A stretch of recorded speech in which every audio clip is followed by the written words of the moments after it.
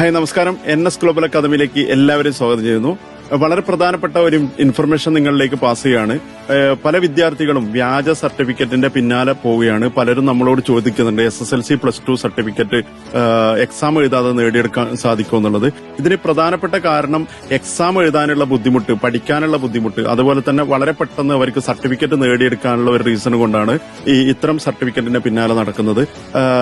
NS global academic നിങ്ങളോട് പറയാനുള്ളത്, വളരെ എളുപ്പത്തിൽ SSLC +2 നേടിയെടുക്കാനുള്ള പല മാർഗങ്ങളും ഇന്നുണ്ട്. നിങ്ങൾക്ക് NS ഗ്ലോബൽ അക്കാദമിയായിട്ട് ബന്ധപ്പെടാം.